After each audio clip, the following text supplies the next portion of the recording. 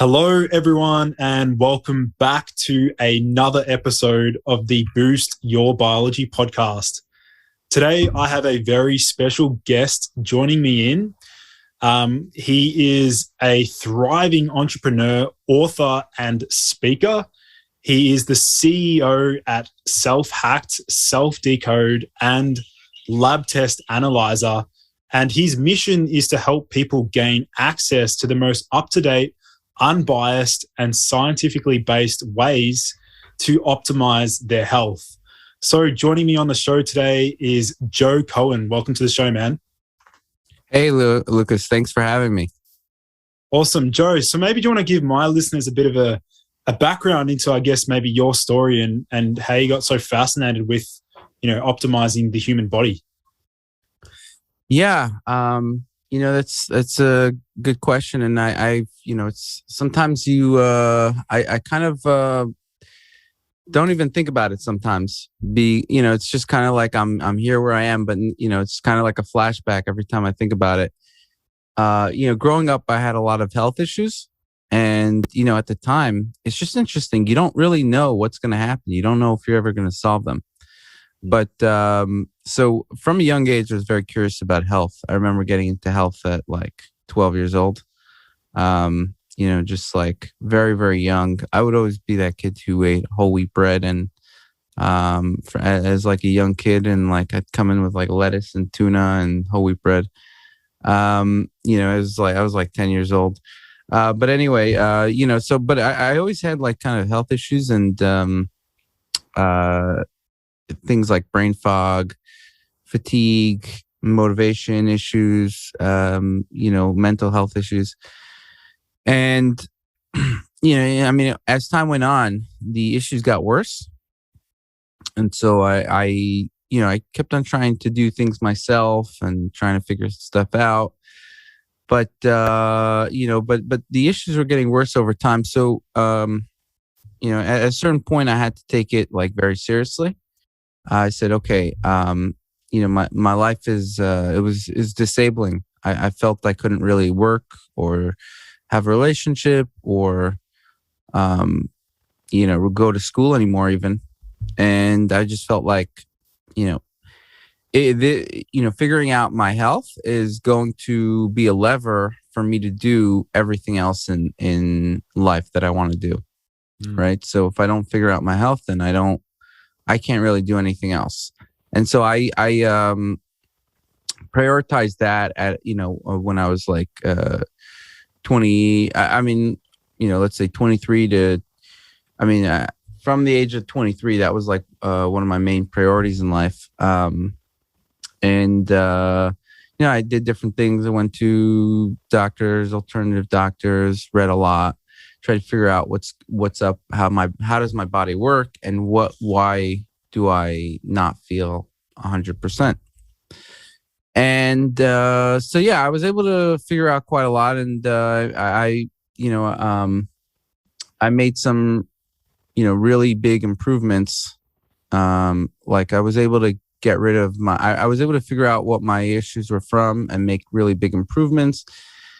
And that allowed me to start SelfHacked, which was, which is, popular health website. So a lot of people know me from there.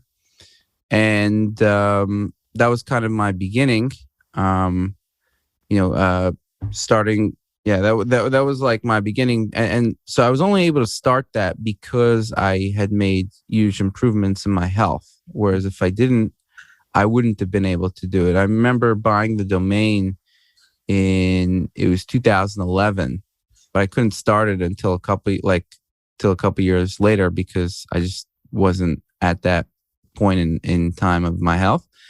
And so, so basically, but after I started SelfHacked and, it was a very big improvement, but I then was on a journey since then of, you could say, like constant minor improvements, right? Where it's like you figure one thing out here, you figure another thing out here. It's kind of just constantly improving like figuring this tip out, figuring that out, this piece of information. And actually, when I started SelfHacked, I also got my DNA sequenced, and I was following my lab test since what year was that? Like I've been keeping every lab test that I took since 2010. Wow. So yeah, I mean, and the genetics was like beginning of 2013. So I got my genetics. I was following my lab tests. I because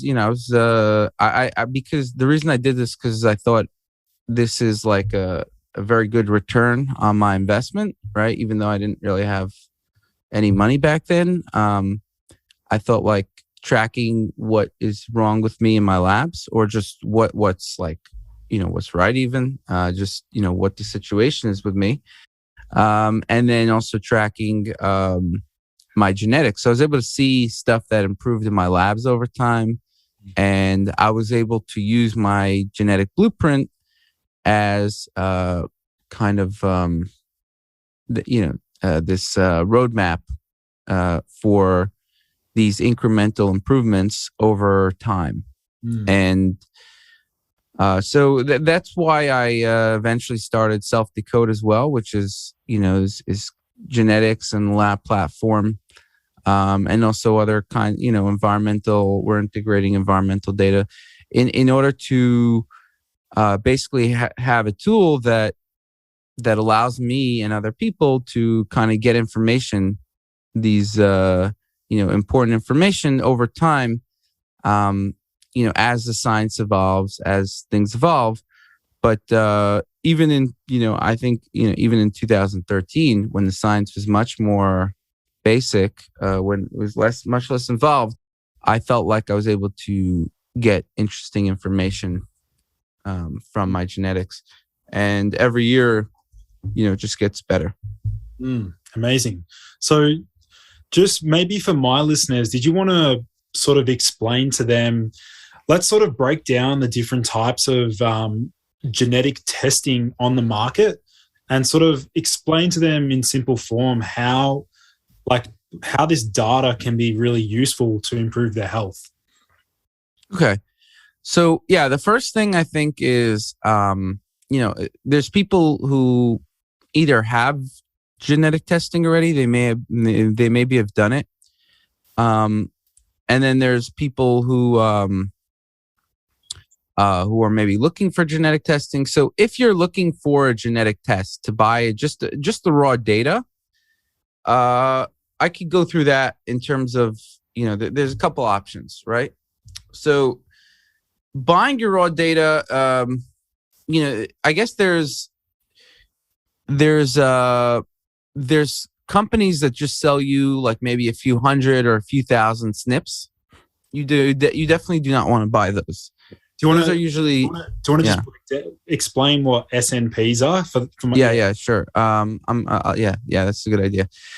So basically, you have this genetic code with 3 billion letters, and basically that makes up you, because these letters make up proteins, and that makes up everything that you are, pretty much. They interact with the environment, of course, but it forms the blueprint of a lot of things, everything pretty much. It's just when it comes to complex diseases, they interact with the environment, or complex systems. Could be intelligence, could be any kind of complex system, whereas other things are more set, like eye color, something like that, right? So you have these 3 billion base pairs, and then you have different kinds of variations in your genetics. The most common and studied type is the single change of a base pair. So somebody has one letter, and then you have a different letter. Instead of an A, you have a C. And so these changes can have different impacts, and that's what you basically call a SNP. if there's a single letter change, and if that's inherited, meaning sometimes you have a single letter change, it's just a mutation and it doesn't get inherited, meaning like you could have a genetic mutation at a certain age or whatever, but it doesn't get passed down. So any variation in the genome, in your whole genetics that gets passed down is a SNP, single nucleotide variant or polymorphism, right? So that's quite. I think it's quite simple in looking at it that way, and it's very easy to study SNPs, and it's very easy to. It's more easy to look at them, right? It's so. And those are the most popular kinds of variants. There's 83 million SNPs in people in the globe, meaning not most of them are not common. Meaning, like if you're just looking at the common ones, there's maybe a couple million, there are maybe up to 5 million, but 83 million that we know of right now, and it goes more of them. There's more that come out every year because. They'll find, if you sequence the whole globe, you'll find more of them because there's rare ones where a lot, just one person in the world has it, nobody else does, right? So they have a variation. So, that's the there's different. Some people define a SNP as something that's common, but like a common variation, but a single nucleotide variation. Is that, and so there's 83 million. Okay. And okay, so that's what you have as that's a SNP. And then so going back to the companies, there's a lot of companies that will only test like 1,000, maybe a few thousand, right? And obviously that's not something you want to do, right? And then there's other companies that will test. Let's say that if you look at 23andMe, Ancestry, or the kit that we offer, it's not significantly different. The one that we offer might be slightly better. I think it is better than Ancestry. 23andMe is probably better than Ancestry, but these are. It's not like a huge difference. It's like slightly better, right? Yeah, I would say it's probably just slightly better, but these are the types of the chips that are looking at, about up to 1 million variants, we could say, and they're mainly looking at SNPs, these SNPs. So that's like the second kind. Now, when you're looking at those, what you want to do, you want to look at the company that's not going to sell your data. That's the most important thing at that point, or the company that you want to use for the analysis as well, because that will make it easier. It automatically gets forwarded, whereas 23andMe, doesn't necessarily. You have to go through. I mean, they try to hide it a bit, but they allow you to download. So if you've already gotten your data, you don't need another. You don't need to sequence it again. Yeah, and did you have a question? Yeah, just in terms of, let's say somebody does get back their data, in terms of interpreting the data, like how does a user go about that? Yeah, well, I'll get to that in a second. The last one is like whole genome sequencing, and that kind of sequences other variants. It's just that right now nobody's really looking at the other variants, and it's more expensive. So it's really, you don't really get.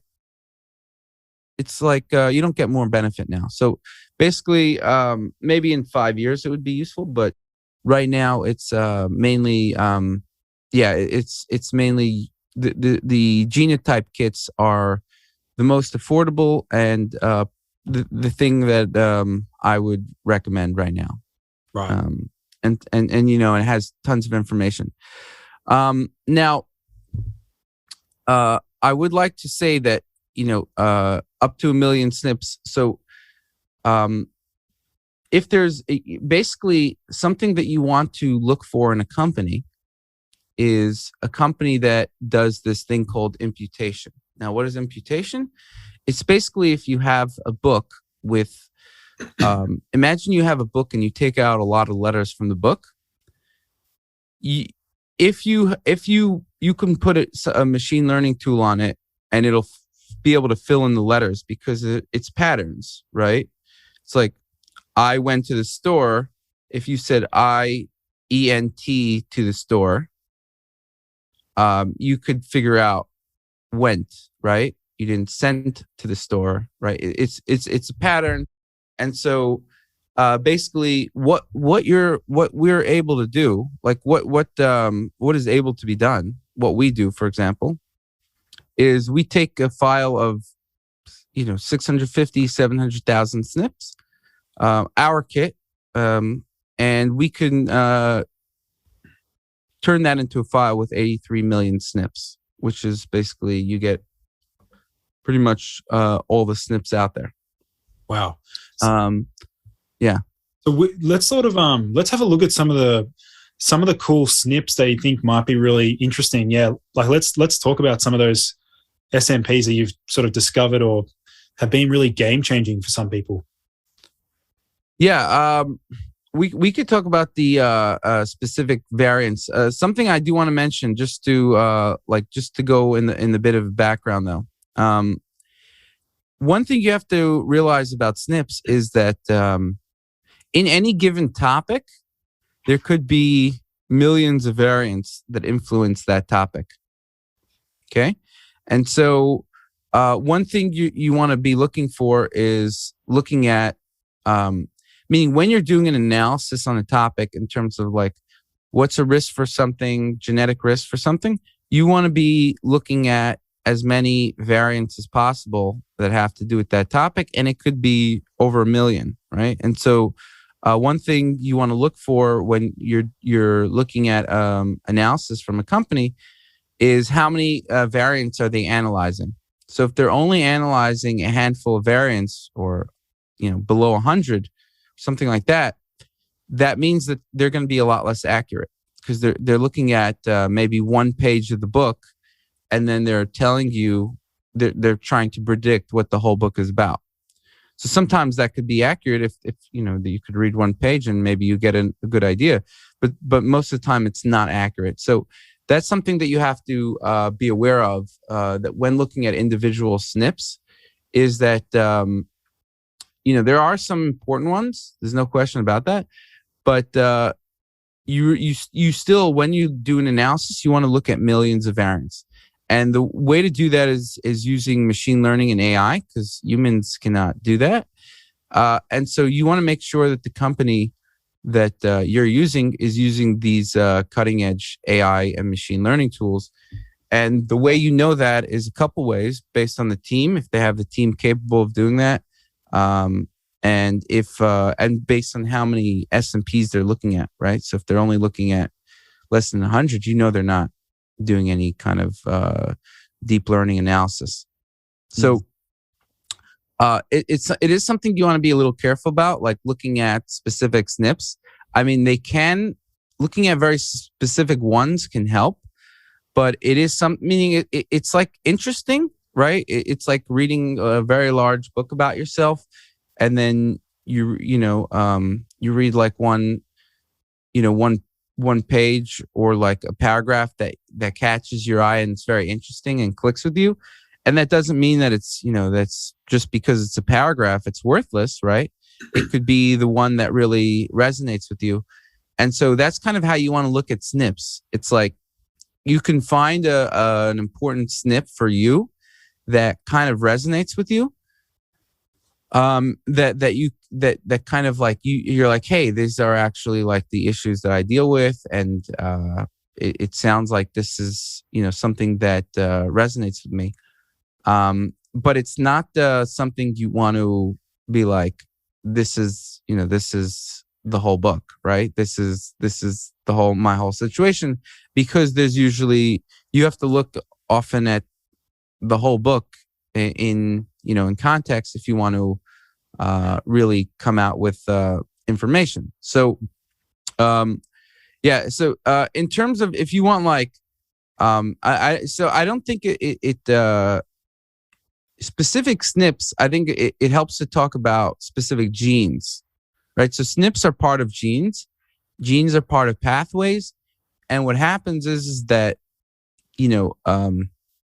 sometimes if you can have risk for SNP, that can translate into changes in how the gene functions, and that can translate into changes in a pathway. And so that is when kind of you would see like a click of like, hey, this resonates with me.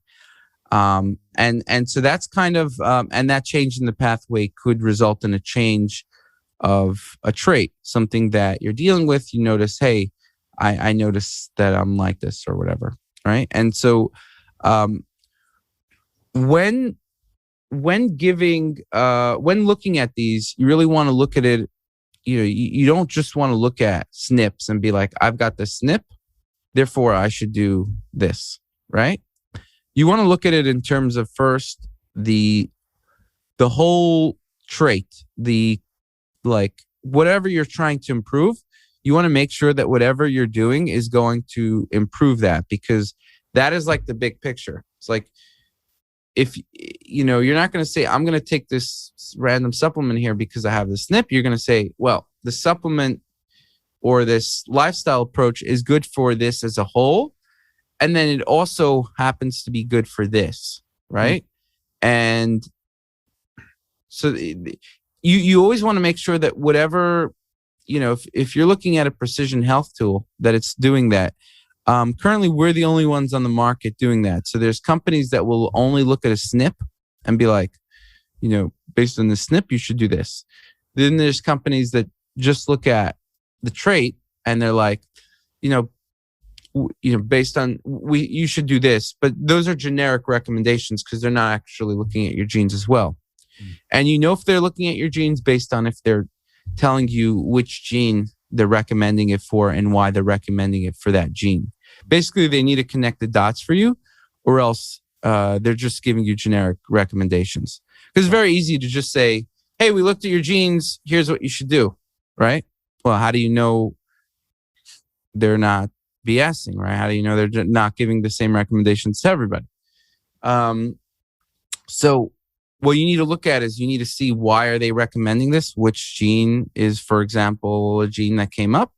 And so that's something that, at SelfDecode, we're the only ones who do that on the market, is make recommendations as a whole and then also prioritize them based on an individual's genetics. Yeah.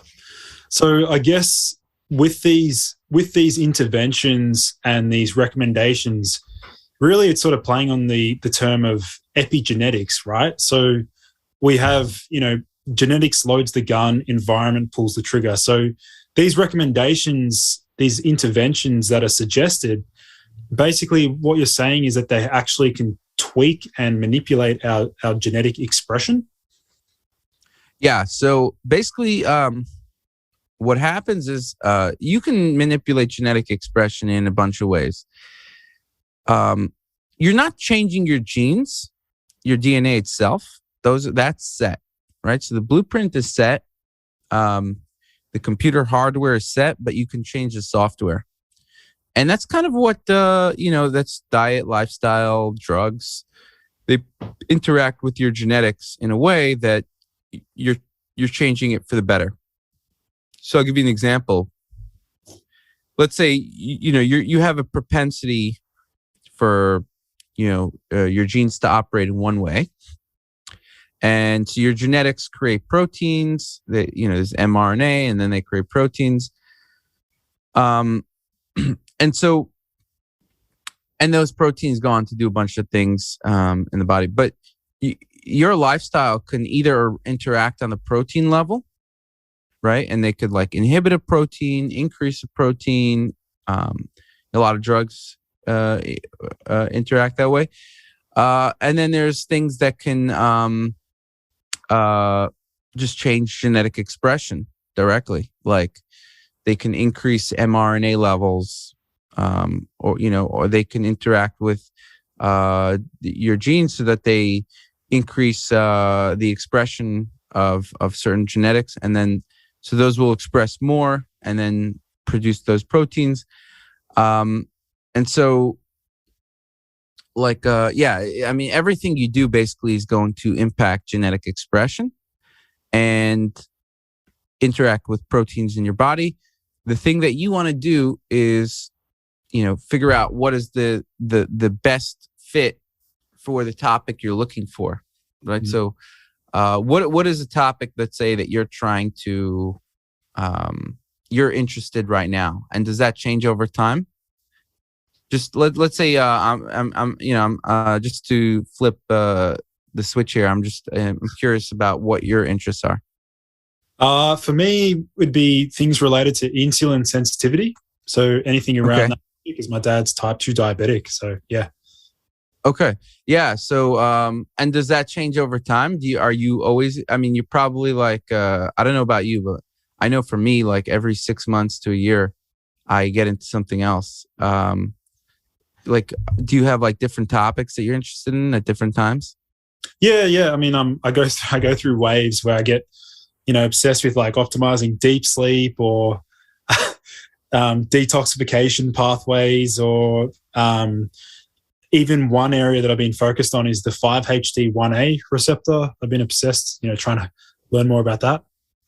Interesting. Yeah. That's very. I'm the same way. So, let's say type 2 diabetes, right? Because you have a family history of diabetes. Okay. So yeah, there's going to be. So for example, we have a blood sugar report that we'll look at a lot of genes. A lot of them are related to insulin sensitivity, but basically, it gives you a genetic risk for diabetes, right? Or blood sugar, having high blood sugar. And then it shows you the prioritized recommendations about, what are the top things that you can do for that, that will lower your blood sugar. And these are, the priorities are changed based on your individual genetics. And so that's kind of like, and then it explains for each one, it explains what it is, like why it is we're recommending that. It explains the whole logic of why we're recommending that with all the studies, so that you could go look at that and, and see. In terms of the other things you mentioned, let's say you're interested in sleep. We have a sleep report, and that there's certain, so just to go back for a second, blood sugar. I have a bit higher risk for genetic risk for blood sugar. And it does seem my fasting blood sugar, even when I eat healthy, is a little more elevated than, it's a bit more elevated than the norm, which is 90. It's about 93, 90. Yeah, it's about 93 usually, even if I eat even if I'm doing everything right, which is interesting. But so I actually was interested in that. I looked at my report, and I found some interesting things that I noticed were true for me. For example, should I bring up the report? Do you want me to share that? Yeah. I mean, if it's a good example, even something I'm thinking about is drug responsiveness. Like if I'm going to be like a non-responder to metformin or not, things like that. Yeah. So we don't do drug responsiveness just because that's a regulatory landmine. but yeah, so basically, okay, let me share my screen here. Am I allowed to share my screen? No. Yeah. Okay. Now I am. Make you hosts. You don't have to make me the host. Oh, okay. That works, but you could also share it. Okay. So you could see here's my risk above average. And then this is like more information. You see I'm in the 80th percentile. You could also see how many variants we analyzed. Jeez. 1.1 million. Yeah. So this is just looking at this, other companies are really just looking at a couple variants here. This is a very big. The reason why they don't look at more is because it's actually a lot of work to look at 1.1 million variants. You have to use, first of all, you have to do imputation, right? Which we discussed is that looking at many, like basically taking a file of 650,000 SNPs and then turning it into an 83 million SNP file.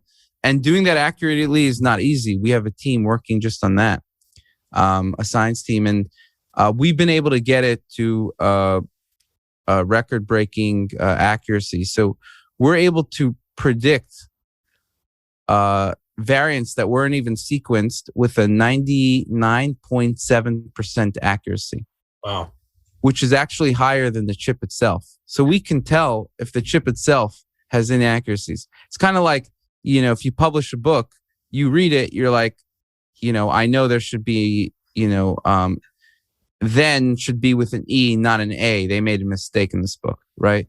Because your brain has this pattern recognition system. So we could tell with 99.7% accuracy now, which nobody else has in the industry.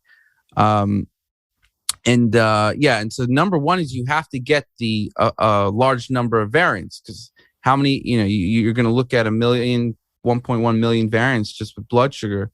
You obviously need a file. So we're able to get 83 million variants, which is also a record-breaking thing. Nobody else, no other company is able to get 83 million variants, and nobody else is able to get that 99.7% accuracy. So those are two difficult problems that are not easy. The other thing is it costs just to generate a file could cost like $5 because of the computing power that we have to do, and so you need a bunch of data engineers and scientists to make that a lot cheaper. Jeez. Right? It's like, and that's why nobody's really doing it, because it really involves a lot of specialists and brain power. We have 70 people in engineers and scientists working on these types of stuff. And also doing the personalized recommendations. These are very, very difficult tasks that no other team can do, which is why they don't do it, very simply. And also a lot of people don't realize these things. So it really is very easy to just invest in marketing and just pretend like you're doing cool stuff, right? Have a couple advisors that are famous or whatever, but the advisors don't actually do anything. The reason we're doing this, it's not because we're making more money from it, really. It's because we actually plan on getting patents and publishing papers, and we also want to go into hospitals as well eventually. And in order to do that, you need to do things right. Whereas these companies are just focused on any company that's not in that doesn't plan on getting into hospitals. It doesn't have to do things right. It could just do whatever. It's not, if they're not regulated, then they could do whatever they want. So they just look at a couple variants. They don't do the precision health. They don't really do that imputation, which is a prediction, of the other variants. And so it's really, the important thing to know is quality is everything in this industry. If you're not getting quality, then you might as well go to a palm reader. And the same goes with the recommendations as well, right? So like actively, suggestions and things like that. That's obviously really important as well. Yeah. I mean, that's huge, right? We have a team working on these suggestions, and you could see the level of detail with these suggestions, right? So let's say if I look at, this is an interesting one because I noticed that this one helps me out. Yeah, resistant starch. In fact, I'm similar to you. I can't, any sort of resistant starch will spike my blood sugar like through the roof. Well, so first of all, it depends on your genetics, actually. So some of them, the first thing is it depends on your genetics. So these are recommendations for me to lower blood sugar, right? And basically, you want to be careful because the resistant starches on the market actually they're not real resistant starches. They're not good ones. They have a lot of lectins. They have other things involved. But basically, because resistant starches only really get absorbed in the large intestine, and they're not. They shouldn't increase your blood sugar. So here we basically have, resistant starch doesn't increase blood sugar like typical digestible starches do. And then, but the thing is that it's often found in foods that can spike, like cooled potatoes, oats, rice, stuff like that. And so basically what I do is, actually I have, because I wasn't able to find good resistant starch in the market, I created my own, Joe's Resistant Starch, it's called, JO. So we sell that. But in any case, you could see, going back here, you could see 30 grams a day can help reduce blood sugar, prevent diabetes. And the thing is that it can help some people more than others. For me, it helps it even more, which is why it comes up number 3. So it delays the absorption of sugar, and it tells me why also. So I carry this hunter-gatherer variant of the TCF7L2 gene, and people with this gene variant don't seem to handle carbs well. So it tells me basically I may need to limit whole fiber, even high fiber carbs like whole grains, which are normally can be protective for some people, but are actually not that good for me. Yeah. So, and then there's 4 references here. Basically, you could when we double check everything in these reports, it's like a internal review process. So I'm confident that all of our references are pretty accurate here. So it's stuff like this, basically, and you could look at for everything the impact and the evidence. The impact is how much of an impact does it have on your blood sugar. Something can have a high impact but not have that much evidence, right? Or it could, have a ton of evidence, but maybe it's only a small impact for, but this one has a large amount of evidence and it also has a large impact. And then you could add it to your regimen. Like you can add these things to your regimen here. And so we keep track of the regimen. We basically have a bunch of different topics. I'm personally most interested in mood and, mental health stuff. So like, let's say we have reports on mood, anxiety, stress. Those are some of the ones that interest me. If we look at mood,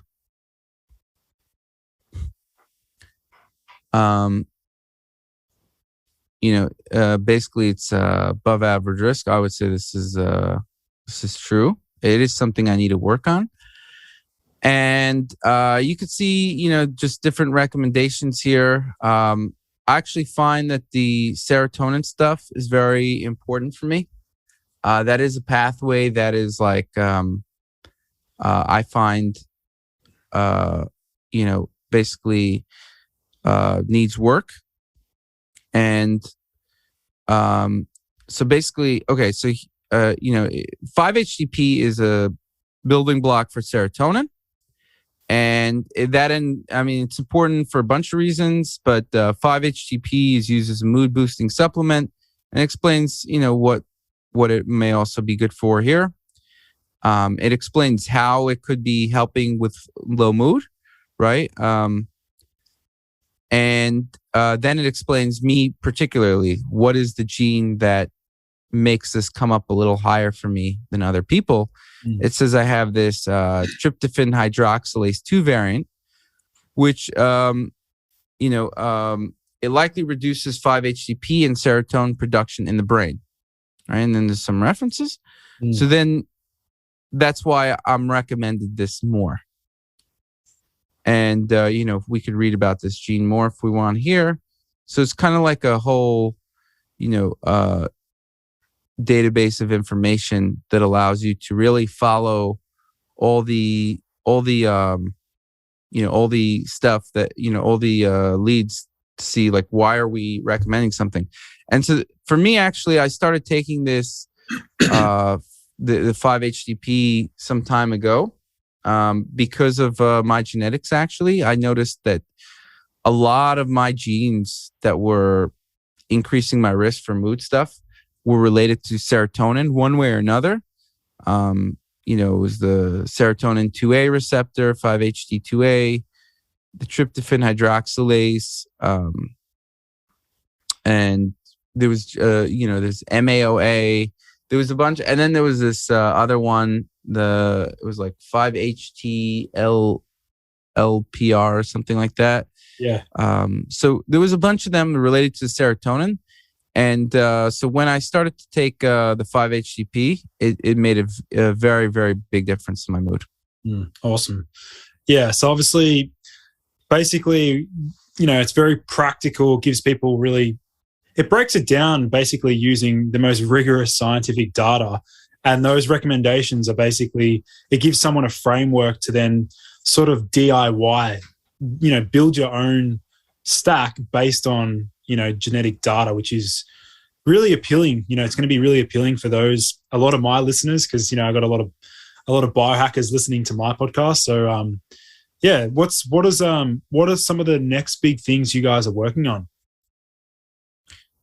So, some of the things we're working on is combining labs and genetics and environment and creating an overall risk, because the limitation with genetics is you might have genetic risk. I mean, it's very common you can have genetic risk but not have an issue, right? Like everybody's got genetic risk for a lot of stuff, right? But I might have a lot of genetic risk, but I don't have any diseases.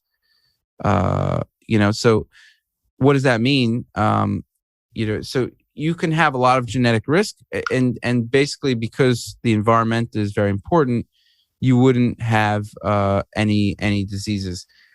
So it's very important that you also look at the labs and the environment when taking into account like what is more of an absolute kind of risk, right?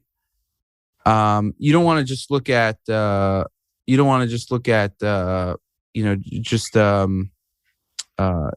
the genetic risk, because just even if it's like super accurate, it's just not gonna. I mean, the fact is that you also want to look at where you are in time. So we do have the lab analyzer. We brought it onto the version 2, so now that it's integrated, basically you can upload labs and get information from that. Or you can buy labs in the US. But if you already have labs elsewhere, you could just upload it. And that's part of the SelfDecode package. And then basically, but what we're doing is we're integrating that into the reports, and then also integrating it into a more complete risk score, so that it gives you the complete picture, right? But it's going to be in stages. But that's essentially what we're working on. Right now, you can look at them both and you can get recommendations from your labs. You can get recommendations from your genetics. And then we're also going to, in the short term, we're going to be integrating them into the reports. Like, what labs do you need to check if you have high genetic risk for something? Like, let's say if you have high genetic risk for blood sugar, what do you want to check? Well, you want to check HbA1c, fasting glucose. And if those are good, it means that even if you have high risk, it means that you don't have a problem with it right now. You just, but if you are on the higher end, then here's the things that you can do to lower your risk, right? So, I mean, blood sugar is an interesting topic. I've been very interested in mood and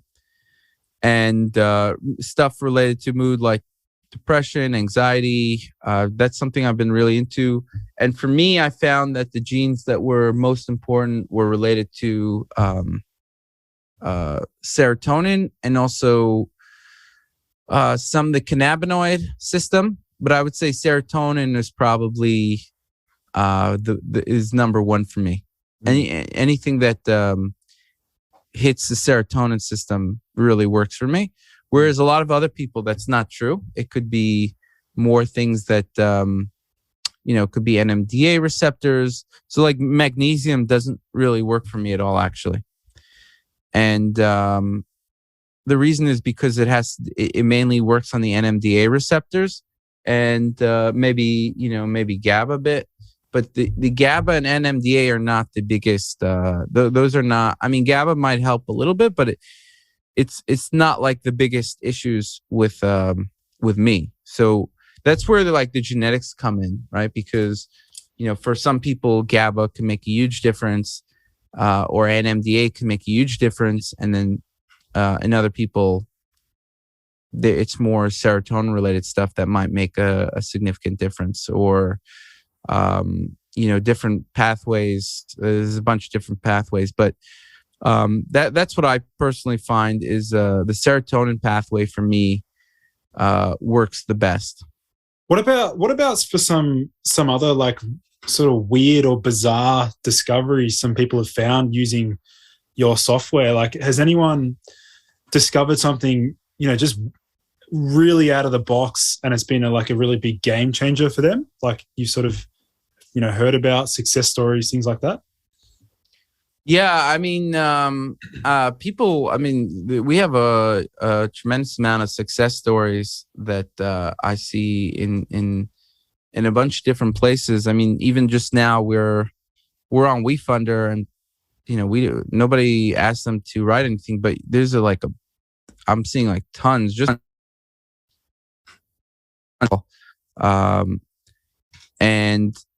Basically, yeah, I mean, people now, they don't usually give very specific details, or if they do, it's hard for me to remember those specific details with other people. I kind of just remember them for myself, and maybe people I'm close with.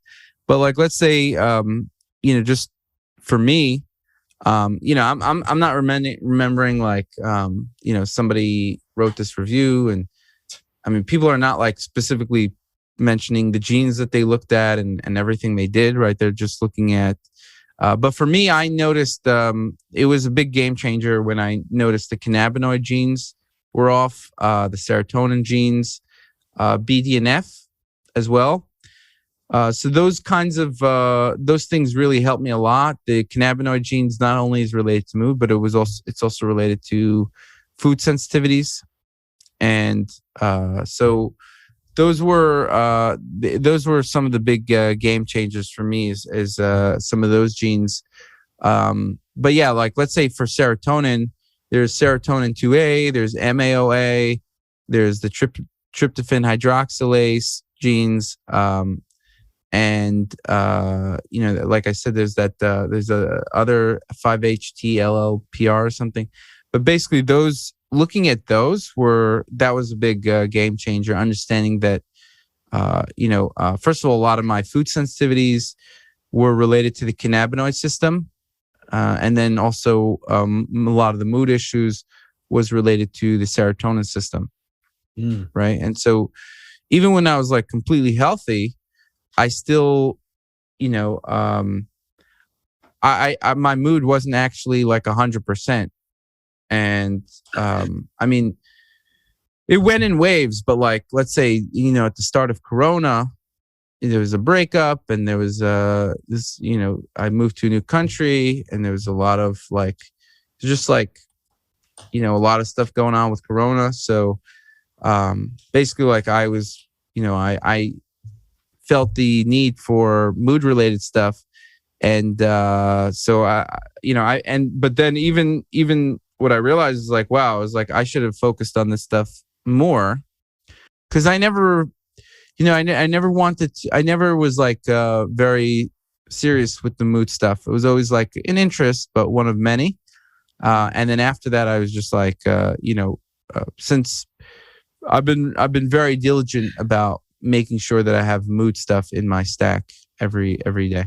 Me too, man. I mean, lockdown for us in Victoria, in Melbourne, it's been pretty disastrous, to be honest. So it's I think a lot of people can relate to that, just going into lockdown and just the virus just affecting our mood and well-being. Yeah, for sure. I mean, these lockdowns, it's really tough. I mean, you just can't like meet anybody. Everything feels like more tense. You guys are in a lockdown now?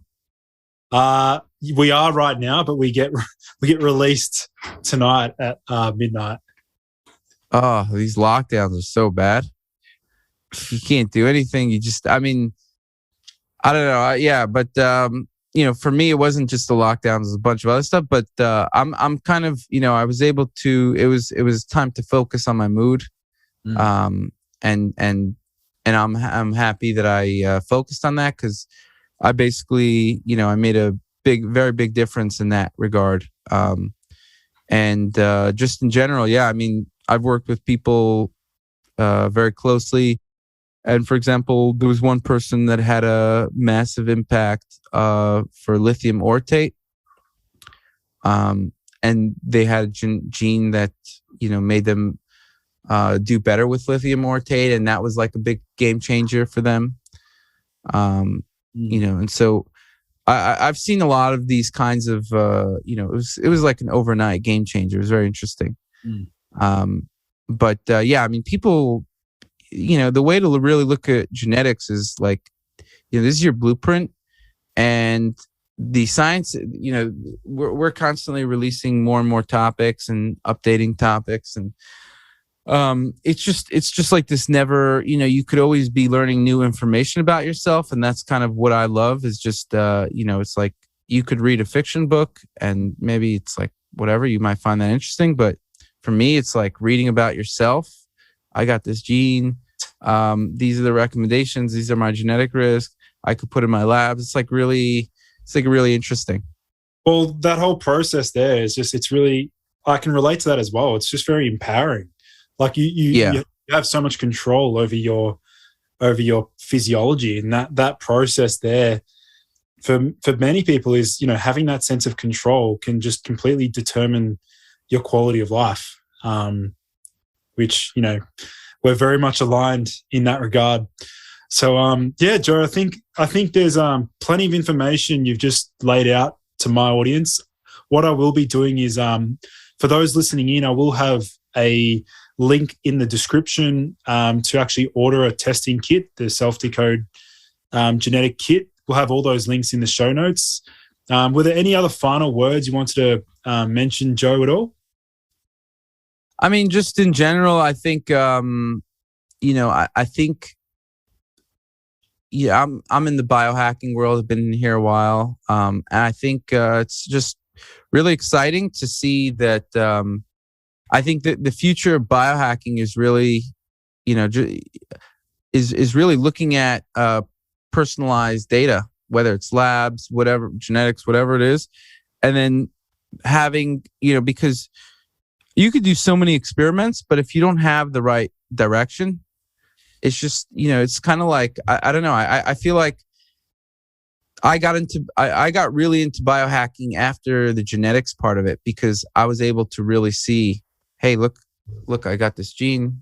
Wow. It kind of opens up a whole new panorama, right? It's like, wow, you get to look inside your blueprint and see how all the different pieces of the clock that's ticking, it was just, so I think like the future of biohacking, what I'm most excited about is just, is continuing to discover new things.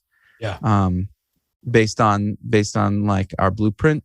And I think that's like the most, that's really cool. That's why I haven't really been focused on SelfHacked for the past 2 years. It's basically, or a year and a half. It's basically just SelfDecode, because I think like, we could put out a whole bunch of content, but could be interesting, but if you really like, I think people want really personalized content these days. Awesome. Well, that pretty much sums up today's episode. Joe, thanks so much for coming on the show, man. Hey, thanks so much for having me. Cool.